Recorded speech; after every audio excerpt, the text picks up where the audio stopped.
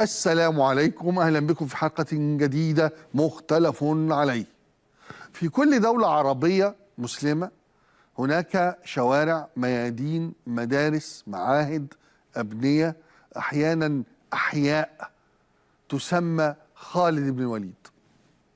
هناك شخصيات كثيرة من الصحابة في صدر الإسلام خدمت الدعوة، خدمت الدين، ولكنها لا تحتفظ بأي من شهرة خالد بن الوليد. خالد بن الوليد ليس إلا قائد حربي شهد العديد من الغزوات الإسلامية، وساهم بسيفه البطار حسب ما تقول لنا كتب التاريخ اللي كتبت في العصر العباسي في نشر الدعوة الإسلامية، وأيضا القضاء على ما يهدد الدعوة أو يهدد الدولة الإسلامية الناشئة، ولو كان هذا التهديد المزعوم قادما من المسلمين أيضا، مثل ما حدث مع من رفضوا دفع الزكاة بعد وفاة الرسول وتولي أبي بكر الصديق الخلافة. صحيح انتصارات المسلمين كانت مع خالد بن الوليد، ولكنها أيضا استمرت سنين طويلة عديدة بعد خالد بن الوليد، بعد الإطاحة به وإقالته من قبل عمر بن الخطاب.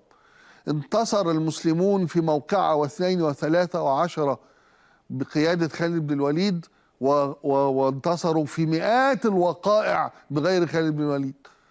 فتح خالد بن الوليد شاما أو عراقا، أو شارك في فتح شام وعراق، وفتح غيره بقية الإمبراطورية الإسلامية دونما عناية أو مساعدة أو وجود خالد بن الوليد. فلماذا تحول هو نفسه وحده خالد بن الوليد بمرور الوقت إلى رمز للقوة والفتوة يتم استدعائه في سياقات تاريخية مختلفة متنوعة، وكأنه هو الفارس المغوار والمثل الأعلى والنموذج الأكبر، وهو الحلم وهو حتى أن هناك من كان يشبه بعض الحكام العرب في حروبهم نفاقا طبعا بخالد بن الوليد، كنوع من استدعاء تلك الرمزية المرتبطة بالقوة والإقدام والعنف مع الأعداء، حيث أن خالد في موضع التكريم والتعظيم والدعاية الإسلامية كانت لا تأخذه شفقة ولا رحمة بخصومه. والكل يتذكر قصته مع مالك بن نويرة، رأس أحد القبائل المتمردة على حكم أبي بكر الصديق، والذي انتقم منه خالد شر انتقام، بل ودخل بزوجته بعدما قتل الرجل ودمه لا يزال مسفوكا، أو ما فعله بجيوش مسلم الحنفي في معركة اليمامة اللي هي حديقة الموت، سميت بحديقة الموت، حيث قتل 100,000 ثم أحرقهم في هذه الحديقة. كيف تكون تصرفات ومسالك ومنهج خالد بن الوليد في الحروب أمرا يحتذى أو قيمة عليا أو نموذجا ينتظر أو قدوة تطلب؟ هذا أمر غريب. دعنا الآن نحاول أن نبحث عن أسباب هذا الأمر، لكن خلينا نبدأ من النهاية، نهاية خالد بن الوليد أو أولاد بن الوليد. يلا إلى القصة.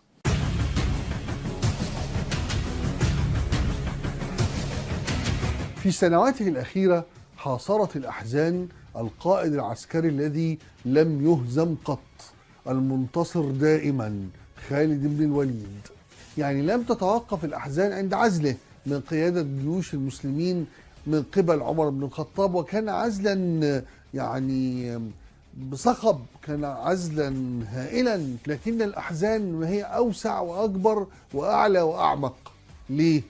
لما الموت نفسه يأخذ بقى من خالد بن الوليد أبنائه، فلذات أكباده واحدا تلو الآخر. عارفين وباء الطاعون اللي انتشر في الشام واللي قضى فيها بقية أيامه خالد بن الوليد بعد عزله من القيادة؟ بتقول لنا الروايات أن هذا المحارب المثير للجدل دفن من أبنائه حوالي 40 ابن في حياته، ومع ذلك لم تنقل لنا الروايات كلمة واحدة قالها خالد ابن الوليد في موت هؤلاء الأعزاء، كأنه القائد الذي تعود على الموت، القائد الذي تعود على خوض الحروب والمعارك التي تنتهي بالموت والأحزان ربما.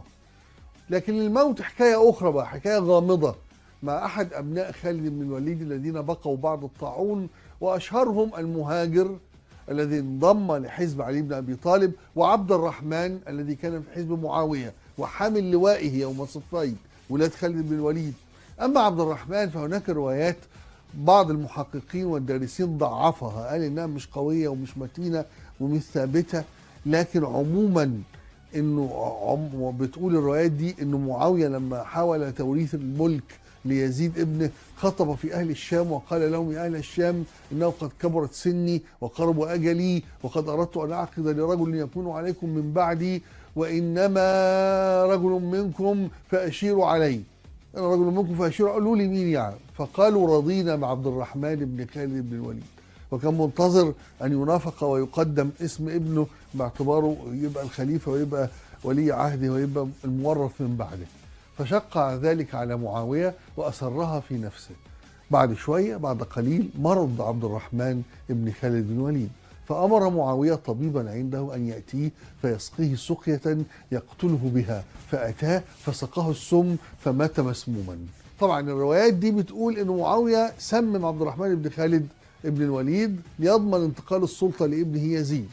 وإن كان ابن كثير وهو يعني المؤرخ الكبير بيضعف احتمال تلك القصة، وبيقول يعني انه بالعكس، رواية بتفيد بأن خالد بن عبد الرحمن بن الوليد ثأر لمقتل أبيه، وانه اللي قتله من الطبيب اللي حبسه وقتله، وانه معاويه شهد على هذا الانتقام. روايه مش دقيقه ومش حقيقيه. لا ابن خالد بن الوليد انتقم من الطبيب، ولا يعني القصه كلها بينفيها ابن كثير. في نفس الروايه اللي نقلها لنا ابن عساكر موضحا ان معاويه اطلق سراح ابن خالد بن الوليد بعد ما اداله الديه او خد منه الديه نتيجه قتله للطبيب. روايات متناقضه جدا. هل معاويه امر الطبيب ليقتل عبد الرحمن بن خالد؟ هل خالد بن عبد الرحمن بن خالد بن الوليد انتقم لأبيه وقتل الطبيب؟ هل معاوية أطلق سراح ابن خالد أو حفيد خالد بن الوليد؟ كل هذه أمور تمتلئ في التاريخ، لأنه الاغتيال بالسم في هذا التوقيت كان يعني أمرا شديد البساطة. لكن عموما روايات أخرى بتقطع بأن معاوية لم يفكر في البيعة لابنه يزيد في الوقت اللي كان فيه الحسن بن علي المنافس الأقوى، مش عبد الرحمن ابن خالد بن الوليد، وإنه خالد ابن عبد الرحمن ابن الوليد بقى قائد من قوات معاوية بعد كده. إزاي هيسمم أبوه بعدين يرجع يخليه قائد؟ هذه رواية تظهر لنا إلى أي حد غموض النهايات والمآلات. لكن المؤكد القاطع في تاريخ خالد بن الوليد القائد العسكري أن ذريته قد انقطعت. ذرية انقطعت تماما، ورث دورهم دور أبناء خالد بن الوليد وأبناء أخيه، إنما ذرية خالد بن الوليد انتهت. وتلك الأيام نداولها بين الناس.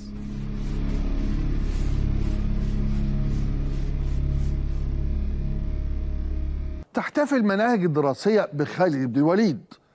درسنا نحن ويدرس أطفالنا بطولاته هو وعقبة بن نافع، كما تحتفي مناهجنا الدراسية بخالد بن الوليد تحتفي به أيضا الجماعات الجهادية. فتجد ذراع داعش في سوريا أو ما كان يسمى بالجيش الإسلامي تحت قيادة الأخ أبو هامش الحموي كان يسمى بجيش خالد بن الوليد. أبو هاشم الحموي راجل طبعا قائد جيش خالد بن الوليد أو الكتيبة أو الحمد لله أنه انتهى للمفارقة في منطقة تسمى حوض اليرموك بسوريا. بينما في العراق بعض فصائل داعش تعسكر في معسكر يسمى معسكر خالد بن الوليد، بل إلا تنفيذ تنظيم داعش لبعض الإعدامات بالقرب من نهر أو بحر مثل ما حدث في ليبيا كان محاكاة لما فعله خالد بن الوليد في موقعة نهر أليس أو نهر الدم، لما ذبح الأسرى وألقى بجثثهم في النهر فاصطبغ النهر بلون الدم فصار نهر الدم. بل إن تحريق الأسرى والأعداء الذي ارتكبته داعش في حق أسراها ومنهم الطيار الأردني الشهير كان طبقا لفتوى داعش هو ما فعل وقام به خالد بن الوليد. تعالوا نرى الرجل الذي هو رمز مناهج التعليم في الدول العربية، وهو رمز وحشيات داعش في الواقع العربي أيضا. يلا بينا.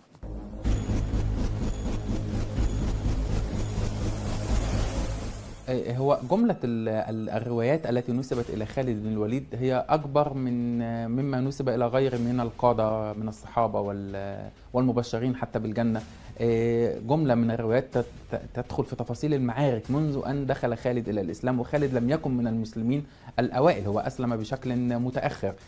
لكن قوة خالد في دوري في معركة اليرموك، دوري في المعارك، دوري في غزوة مؤتة، دوري في فتوحات الشام، ثم الخلاف ما بينه وبين عمر بن الخطاب وقيام عمر بعزله، لكنه أصر على أن يكون مقاتل أو يصبح مقاتلا في الجيش كما هو. المكانة دي بتظهر في اللقب المشهور جدا اللي عرف به خالد بن الوليد، وهو اللقب سيف الله المسلول.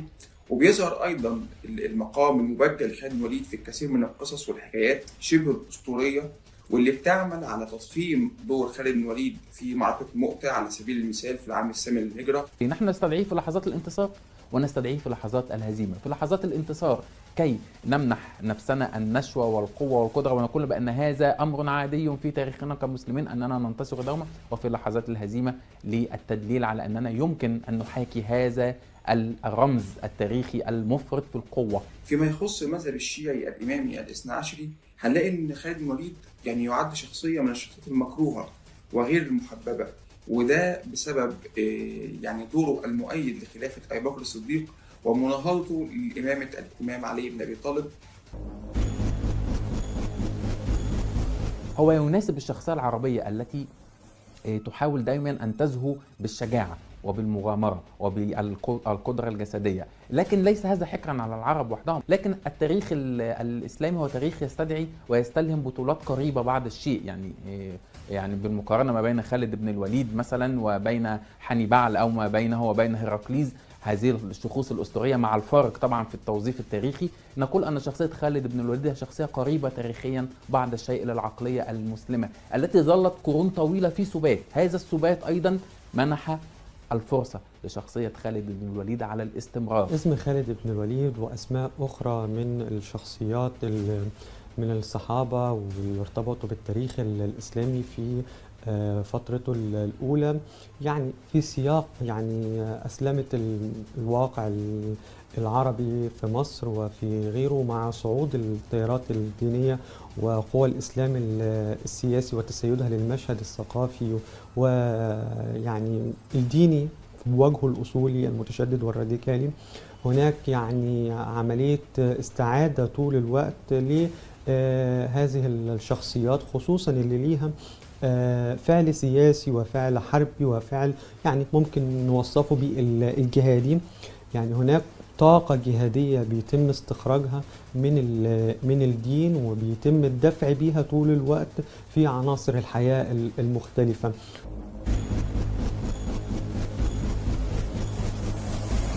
وكذلك بتظهر تلك المكانة العظيمة فيما نسب إلى خالد بن الوليد من كرامات وخوارق، منها على سبيل المثال ما ذكره هبة الله بن الحسن بن منصور الطبري اللالكائي المتوفى 418 هجرية في كتابه المهم شرح أصول اعتقاد أهل السنة والجماعة، لما بيذكر أنه خالد بن الوليد يعني دعا الله ذات مرة فحول بعض الخمر اللي كان عند بعض جنوده إلى خل أو عسل. وفي روايات أخرى أن خالد بن الوليد يعني شرب السم ولم يؤثر فيه. من حول هذه الشخصية تبدأ العقلية الباحثة عن الخلاص، الباحثة عن المخلص في نسج الأساطير ونسج المقولات التي لا يمكن للعقل أحيانا أن يصدقها، لكنه يقوم بتأويلها باستمرار وتجديدها. وبالتالي نلاحظ أن في فترة صعود داعش مثلا كتنظيم إرهابي قائم على استخدام السلاح والغزو والقتل، استلهم واستعاد شخصية خالد بن الوليد من التاريخ ليطلقها على أحد ألويته المقاتلة، رغم أنها تستخدم وسائل إرهابية ووسائل غير إنسانية لسفك الدماء، إلا أنه استخدمها للدلالة على القوة. أيضا في لحظات الانكسار التاريخي يتم استدعاء واستلهام شخصية البطل المخلص الذي لا ينهزم نطلق اسم خالد بن الوليد على مدرسة، نطلق اسم خالد بن الوليد على شارع، نطلق اسم خالد بن الوليد حتى على قنوات تلفزيونية، نقوم باستدعائه باستمرار، لأن هذا يولد لدى الشخصية المنكسرة والشخصية المنهزمة تاريخيا نوع من أنواع القدرة على الحياة والبقاء والمباهاة بأن هناك بطل جاء في التاريخ واستمرت لحظاته لم تنتهي حتى بموته. هو الفعل السياسي طول الوقت هو الفعل المحرك اللي بيصعد بالأسماء إلى الواجهة، ويتم استخدامها يعني لهذا السبب تحديدا، يعني محاولة عسكرة الإسلام، محاولة تحشيد الفعل السياسي والحربي في ظل الصراعات القائمة والموجودة طول الوقت. طيب يبقى السؤال: هل من الجدوى النبش في صفحات التاريخ إخراج شخصيات مثل خالد بن الوليد أو عقبة بن نافع وإعادة محاكمتهم؟ بالتأكيد المقصود ليس إهالة التراب أو نزع يعني الاحترام أو التقدير عن تلك الشخصيات، بل الغرض والهدف هو خدمة الإنسانية والعقل الإسلامي، مش مؤامرة على الإسلام تهدف لهدم الدين. ليه؟ لأن الدين ليس خالد بن الوليد أو عقبة بن نافع أو عمرو بن العاص أو حتى عمر بن الخطاب. الدين أوسع وأرحب من ذلك. هم رجال ونحن رجال. الواجب بقى هو فهم هؤلاء في سياق الزمن بتاعهم، مش نلوي عنق التاريخ ونستدعيهم في كل زمان ومكان وكأنهم خالدون لا ينتهون أبدا، ثم استحضار أخطائهم على اعتبارها مقدسات، انحرافاتهم على اعتبارها أعمال عظيمة. سياقات الزمن والتاريخ وقتها ليست هي الوقت الآن، بل دعني أقول أن في كثير مما فعله خالد بن الوليد في حروبه ومعاركه لا يتسق ولا يسلم ولا يتسوق أبدا ولا يليق أبدا ولا يناسب أبدا ولا يحترم أبدا تعاليم الإسلام نفسه. فكان حين يقتل بتلك الوحشية وهذا الإجرام لم يكن يطيع إسلاما بل يطيع خالدا. في التاريخ الإسلامي تبرز شخصية خالد بن الوليد كواحدة من أعظم القادة العسكريين الذين عرفهم العالم. يلقب بسيف الله المسلول، وقد سطر خالد خلال حياته العسكرية صفحات من البطولات والانتصارات التي أدهشت أعداءه وأثارت إعجاب أصدقائه. إلا أن النقطة التي غالبا ما تثير التساؤلات والجدل في الروايات التاريخية الإسلامية هي قرار الخليفة عمر بن الخطاب بعزل خالد بن الوليد عن قيادة الجيش في أوج نجاحاته العسكرية. هذا القرار يفتح الباب أمام نقاش طويل ومعقد حول الدوافع السياسية والشخصية والدينية التي قد تكون وراء هذا التحرك. خالد بن الوليد كان رجلا تفرد بذكاء عسكري حاد وجرأة نادرة وقدرة على قيادة الجيوش وتحقيق الانتصارات المتتالية سواء في حروب الردة أو في فتح بلاد الشام والعراق. في الوقت الذي كان المسلمون بحاجة ماسة إلى قائد قوي ومحترف في فن الحرب، كان خالد هو الرجل المناسب لهذا الدور، حيث قاد المعارك بأسلوب فريد وأحرز انتصارات حاسمة أعادت للعرب ثقتهم بأنفسهم وأرست قواعد الدولة الإسلامية خارج حدود الجزيرة العربية. ومع ذلك فإن قرار الخليفة عمر بن الخطاب بعزل خالد من منصبه كان صادما لكثيرين سواء في عصره أو عبر الأجيال اللاحقة من المؤرخين والمفكرين الإسلاميين. السبب الرسمي الذي أعلن عنه هو أن عمر خشي أن يفتتن الناس بخالد وينسب النصر إليه بدلا من الله، وهو تبرير يبدو في ظاهره ورعا دينيا، لكنه في عمقه يثير تساؤلات حول البعد السياسي والإنساني لهذا القرار. التحليل السياسي لهذا الموقف يقودنا إلى افتراض أن عمر بن الخطاب ربما خشي من نفوذ خالد المتزايد في الجيش، وهو أمر طبيعي في عالم السياسة والحكم، حيث يمكن أن يتحول القادة الناجحون إلى مراكز قوى تهدد السلطة المركزية. فحتى في دولة ناشئة قائمة على أسس دينية تظل السياسة ديناميكية معقدة تتطلب موازنة بين الولاء والكفاءة وبين النفوذ والاستقرار. من ناحية أخرى هناك من يرى أن قرار عمر كان يحمل بعدا شخصيا، إذ يقال إن هناك توترا قديما بين عمر وخالد يعود إلى زمن الجاهلية، وربما بقيت بعض آثار هذا التوتر كامنة في النفس البشرية التي مهما سمت في تقواها تظل لها جوانبها الإنسانية. وفي هذا السياق نجد أن بعض المؤرخين ألمحوا إلى أن عمر كان يعرف بشدته وحذره، وكان يرى في شخصية خالد الجريئة والمستقلة تهديدا محتملا لتماسك الدولة الإسلامية الفتية. على صعيد آخر يمكن قراءة هذا القرار من زاوية دينية، إذ ربما أراد عمر بن الخطاب أن يرسخ مبدأ أن النصر في الإسلام ليس مرتبطا بشخص معين مهما بلغت مهارته، بل هو بيد الله وحده. لكن هذه القراءة لا تلغي حقيقة أن خالد كان أداة هذا النصر، وأن استبعاده في وقت حرج كان يمكن أن ينعكس سلبا على معنويات الجيش الإسلامي، لولا أن خالد نفسه تصرف بمستوى عال من الانضباط والطاعة، وهو أمر يحسب له. ما يزيد من صعوبة فهم هذا القرار هو أن عزل خالد لم يكن مصحوبا بأي اتهام أخلاقي أو عسكري مباشر، بل كان أشبه بمسألة إدارية خالصة، وهو ما يفتح الباب أمام التأويلات بأن قرار العزل ربما كان استباقيا أكثر منه عقابيا، بمعنى أن عمر أراد تحجيم نفوذ خالد قبل أن يصبح مشكلة، وليس لأنه كان مشكلة فعلية في ذلك الوقت. النتيجة النهائية لهذا القرار كانت إيجابية ظاهريا، حيث استمر الجيش الإسلامي في تحقيق الانتصارات تحت قيادة أبي عبيدة بن الجراح. لكن يبقى التساؤل قائما: هل كان من الضروري عزل خالد في تلك اللحظة التاريخية الحساسة؟ وهل كانت دوافع عمر بن الخطاب نابعة فقط من حرصه على نقاء العقيدة الإسلامية، أم أن السياسة لعبت دورا خفيا في هذا المشهد؟ هذا الجدل يعكس تعقيد العلاقة بين الدين والسياسة في الإسلام المبكر، حيث كان على الخلفاء الراشدين أن يوازنوا بين المبادئ الروحية ومتطلبات الحكم الواقعي. وقد يكون قرار عزل خالد بن الوليد أحد الأمثلة الصارخة على هذه الموازنة الدقيقة التي لا تخلو من الجدل والتأويل.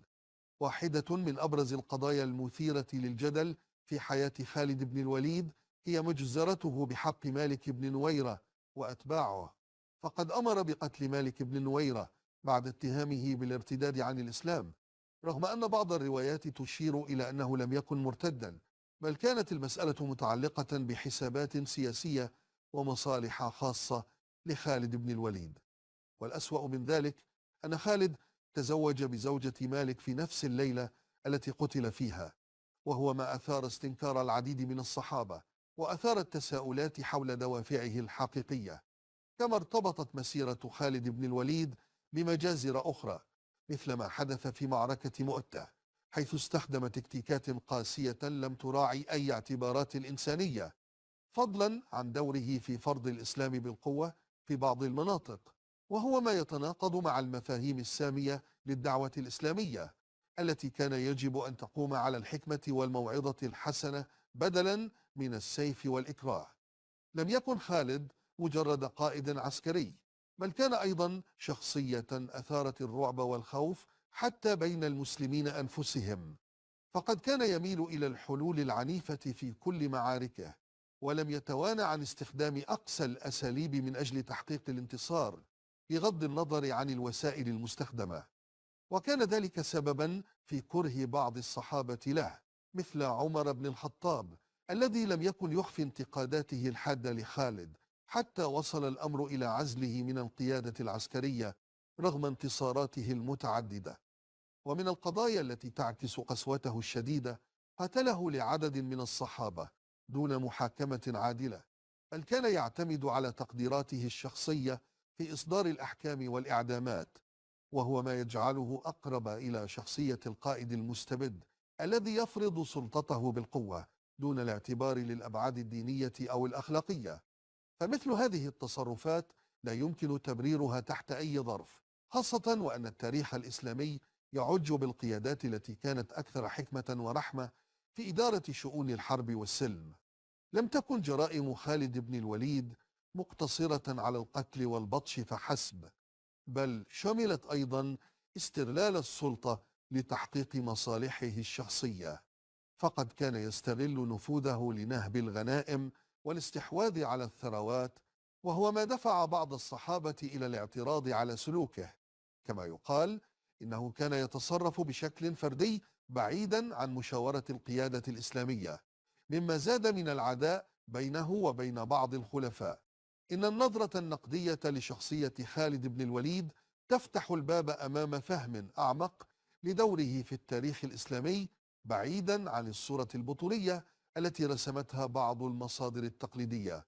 فالتاريخ ليس مجرد انتصارات عسكرية، بل هو أيضا سجل للممارسات الأخلاقية والإنسانية. وإذا كان خالد قد اشتهر بسيفه، فإنه أيضا اشتهر بقسوته التي لا يمكن تجاهلها عند دراسة سيرته بشكل دقيق. لعب خالد دورا أساسيا في قمع القبائل التي امتنعت عن دفع الزكاة بعد وفاة النبي محمد، حيث قاد حملات عسكرية ضدهم تحت عنوان حروب الردة.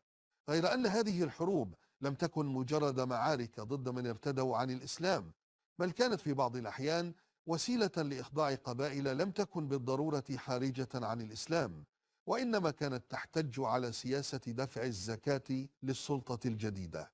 ولعل أحد أبرز الأمثلة على قسوته ما ورد في بعض الروايات عن ممارسات خالد تجاه الأسرة، حيث لم يكن يتردد في إصدار الأوامر بقتل الأسرة، ما يتنافى مع القيم الإسلامية التي تحض على الرحمة والعدل. أما في الجانب السياسي، فقد كان خالد شخصية مستقلة إلى حد بعيد، وربما أكثر استقلالية مما كان مقبولا في نظام الحكم الإسلامي الناشئ. كان يتخذ قراراته أحيانا دون الرجوع إلى الخليفة أو القيادة المركزية، ما جعله عرضة لانتقادات من شخصيات بارزة مثل عمر بن الخطاب، الذي رأى في خالد تهديدا لنظام الحكم بسبب شخصيته القوية وسيطرته المطلقة على الجيش. لذلك عندما تولى عمر بن الخطاب الخلافة، كان أول قراراته عزل خالد من منصبه رغم النجاحات العسكرية التي حققها. هذه الخطوة التي اتخذها عمر بن الخطاب تثير العديد من التساؤلات حول حقيقة مكانة خالد في التاريخ الإسلامي. إذا كان خالد بالفعل القائد المثالي الذي لا غبار عليه، فلماذا قرر عمر عزله؟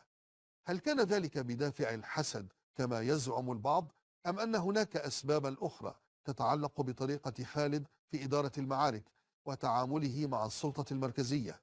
يمكن النظر إلى قرار العزل على أنه مؤشر على وجود تحفظات جدية تجاه خالد، وأنه لم يكن القائد الذي يمكن الوثوق به على المدى الطويل. بعيدا عن الروايات التي تمجد خالد بن الوليد، هناك ضرورة لإعادة النظر في إرثه من منظور حديث يعتمد على المبادئ الأخلاقية والقيم الإنسانية.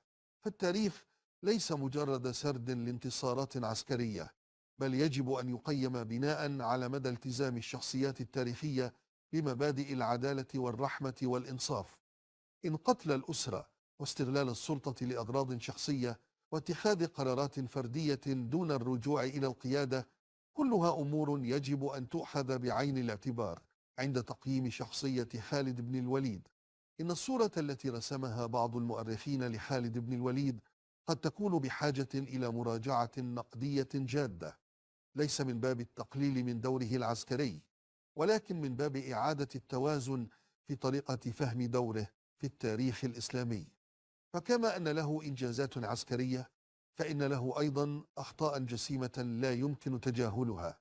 لذا فإن الحاجة إلى إعادة تقييم إرثه تظل قائمة، خاصة في ظل التقدم في مناهج البحث التاريخي التي تتيح لنا النظر إلى الماضي بموضوعية أكبر، بعيدا عن التحيزات العاطفية أو السياسية.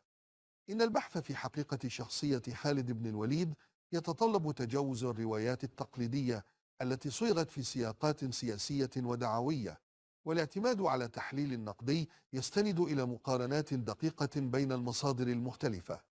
فمن المهم أن نفهم أن كتابة التاريخ ليست محصورة في تمجيد الشخصيات أو شيطنتها، بل ينبغي أن تكون عملية تحليل تعتمد على الأدلة والشهادات المتنوعة.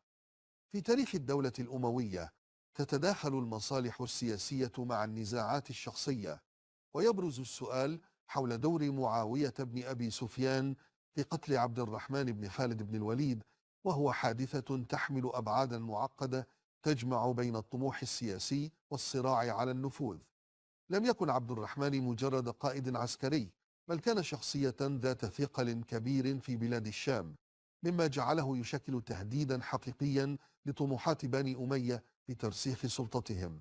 ارتبط عبد الرحمن بن خالد بسيرة والده خالد بن الوليد الذي عرف بقدرته العسكرية الفذة، وهو ما ورثه عنه ابنه، حيث تمكن من تحقيق نجاحات عسكرية في ظل حكم معاوية، خاصة في حملاته ضد الروم، إلا أن هذه النجاحات جعلت منه شخصية تحظى بشعبية واسعة بين أهل الشام، ما أثار قلق معاوية الذي كان يسعى لتوطيد حكمه وضمان انتقال السلطة إلى ابنه يزيد دون معارضة. وفقا لبعض الروايات فإن معاوية رأى في عبد الرحمن عقبة أمام مشروعه السياسي، فدبر مكيدة للتخلص منه عن طريق دس السم له عبر طبيبه الخاص. هذه الحادثة تعكس طبيعة السياسة في تلك الفترة، حيث لم تكن المنافسة تقتصر على ميدان القتال، بل امتدت إلى استخدام وسائل خفية للقضاء على الخصوم. إن لجوء معاوية إلى هذا الأسلوب يشير إلى إدراكه أن المواجهة المباشرة مع عبد الرحمن لم تكن في صالحه، خاصة مع الشعبية التي كان يتمتع بها الأخير بين قادة الجند وأهل الشام. إن قتل عبد الرحمن يطرح تساؤلات حول مدى شرعية الأساليب التي استخدمها معاوية لتثبيت حكمه، وما إذا كان ذلك يعكس انحرافا عن المبادئ التي قامت عليها الدولة الإسلامية. فالتخلص من الخصوم السياسيين عن طريق المكائد والاغتيالات كان نهجا عرفته العديد من الأنظمة الحاكمة، لكنه في السياق الإسلامي يثير إشكاليات تتعلق بالتناقض بين هذه الأساليب والقيم الدينية التي يفترض أن تحكم سلوك الحكام. وبالنظر إلى موقف المؤرخين من هذه الحادثة نجد تباينا واضحا، حيث سعى بعضهم إلى تبرئة معاوية من هذه التهمة، بينما أكد آخرون ضلوعه المباشر فيها. هذا التباين يعكس طبيعة كتابة التاريخ في ظل تأثير السلطة، حيث لعبت الدعاية الأموية دورا في إعادة تشكيل الروايات التاريخية لصالح معاوية وحكمه. إن إعادة تقييم هذه الحادثة تتطلب النظر إليها بعيدا عن السرديات التقليدية التي صاغها المؤرخون في ظل الهيمنة الأموية، ومحاولة فهمها في سياقها السياسي والاجتماعي. فإذا كان عبد الرحمن يشكل تهديدا حقيقيا لمشروع الخلافة الأموية، فإن مقتله لم يكن مجرد صدفة، بل كان خطوة محسوبة لضمان استقرار الحكم الأموي، حتى لو جاء ذلك على حساب إزاحة شخصيات مؤثرة كان يمكن أن تلعب دورا مختلفا في مسار التاريخ الإسلامي. بناء على ذلك فإن قضية قتل عبد الرحمن بن خالد بن الوليد ليست مجرد حادثة معزولة، بل هي نموذج لطبيعة الصراع على السلطة في التاريخ الإسلامي، حيث تداخلت المصالح السياسية مع أساليب الإقصاء والتصفية الجسدية. وهذا يفتح الباب أمام تساؤلات أوسع حول شرعية الحكم الأموي ومدى التزامه بالمبادئ الإسلامية، وما إذا كان استقرار الدولة قد تحقق على حساب القيم التي يفترض أن تكون أساس الحكم العادل. لقد طمس الكثير من الحقائق في خضم الروايات التي بالغت في تمجيد خالد بن الوليد فحولته إلى بطل أسطوري لا يخطئ، بينما كشفت المصادر الأخرى عن وجه مختلف لهذه الشخصية، وجه يحمل ممارسات قاسية وقرارات مثيرة للجدل تثير تساؤلات جوهرية حول دوافعه الحقيقية. فهل كان خالد قائدا حكيما أم مجرد مقاتل دموي لم يتورع عن استخدام العنف دون قيود؟ إن واحدة من أكثر الوقائع صدمة في مسيرة خالد هي جريمة قتل مالك بن نويرة، الحادثة التي تعكس بوضوح مدى التجاوزات التي ارتكبها في مسيرته العسكرية. تشير بعض الروايات إلى أن خالد لم يكتف بقتل مالك دون محاكمة عادلة، بل قام بعد ذلك مباشرة بالزواج من أرملته، وهو ما اعتبره كثيرون استغلالا بشعا للسلطة. هذه الواقعة وحدها كانت كافية لتثير اعتراضات الصحابة، بمن فيهم عمر بن الخطاب الذي طالب بعزله ومحاسبته، لكن القرار النهائي جاء بحمايته من العقاب، ما يطرح أسئلة حول ازدواجية معايير العدالة حين يتعلق الأمر بالقادة المنتصرين. لم تكن حادثة مالك بن نويرة استثناء، فقد عرف خالد بأسلوبه العنيف في التعامل مع القبائل التي لم تسارع بإعلان ولائها. خلال حروب الردة لم تكن قراراته مجرد عمليات عسكرية تقليدية، بل تحولت إلى حملات قمع دموية ضد من اعتبرهم متمردين. لم يقتصر الأمر على القتال المشروع، بل أمعن في استخدام وسائل ردع قاسية شملت عمليات قتل جماعي دون تمييز بين المحاربين وغيرهم، وهو ما أوقع العديد من الضحايا الذين لم يكونوا طرفا مباشرا في النزاع. كانت سياسته مبنية على ترهيب المعارضين وإرغامهم على الخضوع، مستخدما في ذلك أساليب تعكس عقلية الغزو الوحشية أكثر مما تعكس قيادة مسؤولة. تشير بعض المصادر إلى أن تجاوزاته لم تتوقف عند القتل، بل امتدت إلى عمليات سلب ونهب واسعة النطاق، حيث سجلت حالات تم فيها الاستيلاء على ممتلكات القبائل دون وجه حق، وإخضاع نسائهم وأطفالهم لمعاملة مهينة تتعارض مع أبسط مبادئ العدل. فهل كان خالد يرى في ذلك ضرورة حربية، أم أنه كان يمارس العنف بوحشية مفرطة؟ أمر آخر لا يمكن تجاهله هو قراره في أكثر من مناسبة بشن هجمات دون الرجوع إلى القيادة السياسية، مما أثار غضب الخليفة عمر بن الخطاب الذي رأى في تصرفاته تهديدا لاستقرار الدولة الناشئة. لم يكن قرار عزة لخالد مجرد إجراء إداري عابر، بل كان يحمل دلالة واضحة على أن تجاوزاته أصبحت لا تحتمل حتى من قبل الذين كانوا في السلطة. ومع ذلك بقيت صورته مشوهة بين كونه بطلا عسكريا وبين كونه قائدا متعطشا للدماء لا يعبأ بالمبادئ. إن تصرفاته المتهورة وعدم خضوعه للرقابة السياسية جعل منه مصدر قلق لا يمكن السكوت عنه، حيث تحولت أفعاله إلى نموذج خطير يمكن أن يهدد مستقبل القيادة المركزية للدولة الإسلامية في مهدها. إن قراءة تاريخ خالد بن الوليد لا يمكن أن تقتصر على الانتصارات العسكرية التي حققها، فالتاريخ ليس مجرد قائمة من المعارك، بل هو انعكاس للقيم والعدالة التي يجب أن ترافق أي قائد حقيقي. وبينما يصر البعض على إبقائه فوق النقد، فإن الحقيقة تبقى أكثر تعقيدا. هل كان خالد عبقريا عسكريا؟ ربما، لكن هل كان أيضا مجرم حرب بامتياز؟ الأدلة تشير إلى ذلك بقوة. إن تمجيده دون تمحيص هو خيانة للحقيقة، والتاريخ لا يجب أن يكون انتقائيا في تقييم الرجال الذين صنعوه. خالد بن الوليد يعد من أكثر الشخصيات المثيرة للجدل في التاريخ الإسلامي، فهو القائد الذي لعب دورا كبيرا في الفتوحات الإسلامية، ولكنه أيضا شخصية تحيط بها الكثير من التساؤلات والنقد، خاصة في المرحلة المتأخرة من حياته.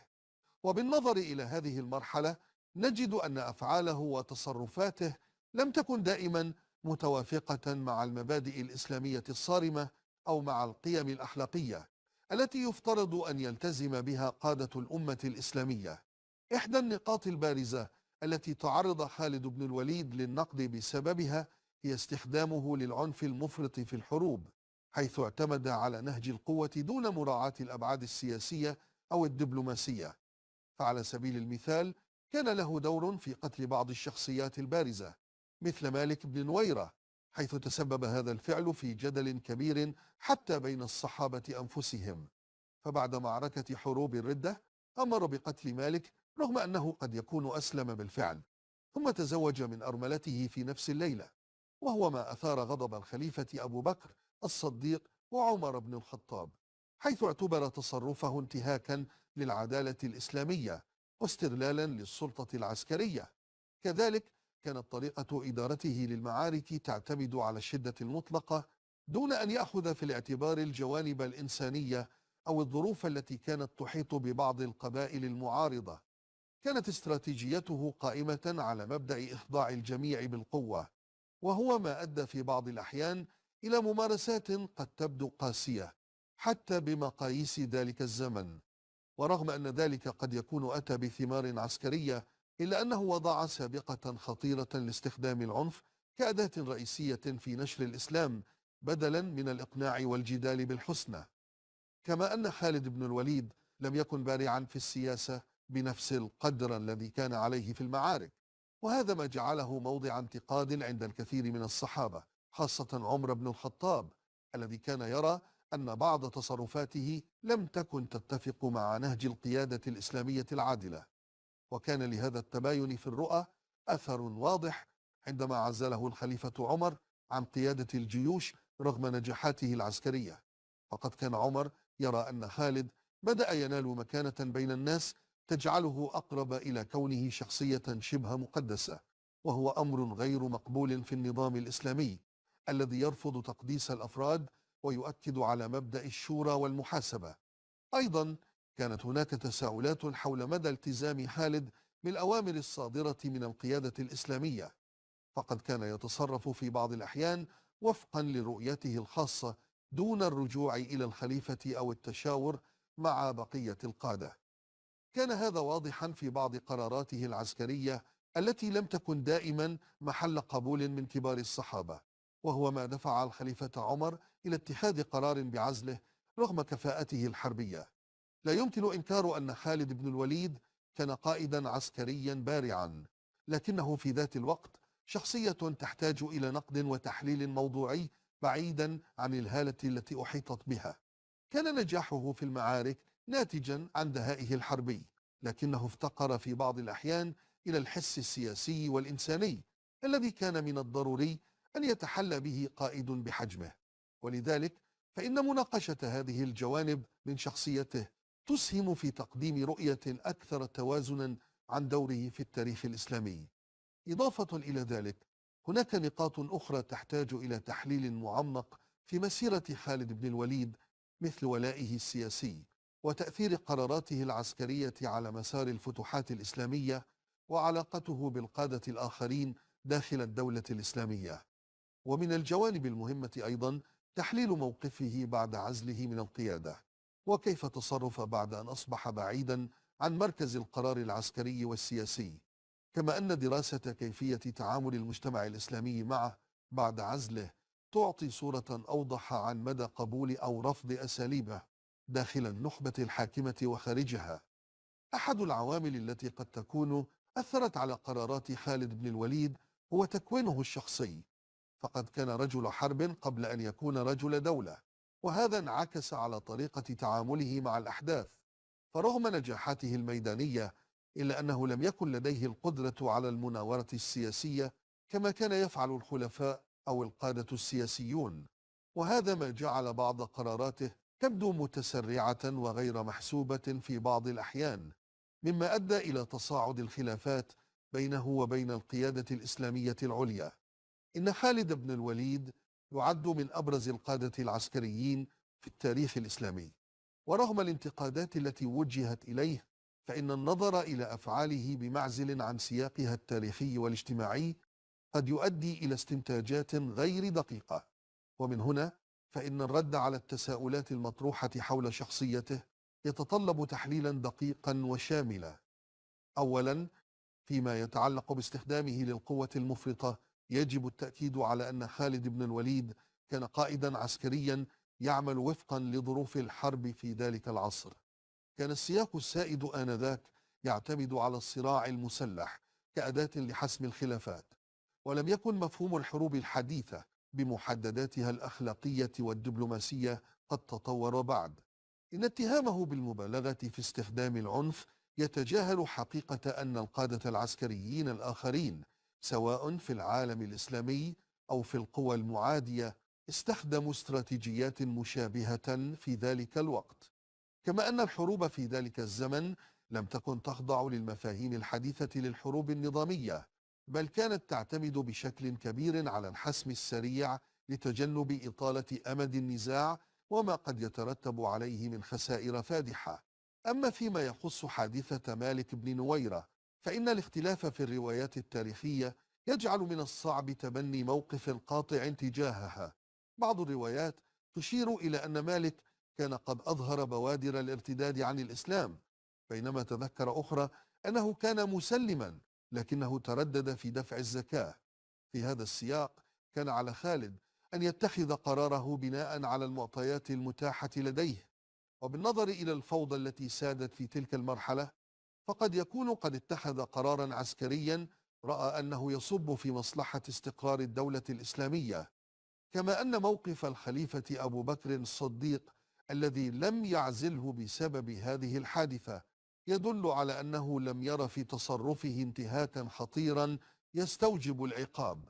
كذلك فإن الجانب المتعلق بزواجه من أرملة مالك بن نويرة قد يكون محاطا بالتأويلات المختلفة، فمن غير الدقيق الحكم على الأمر دون مراعاة الملابسات التاريخية التي أحاطت به.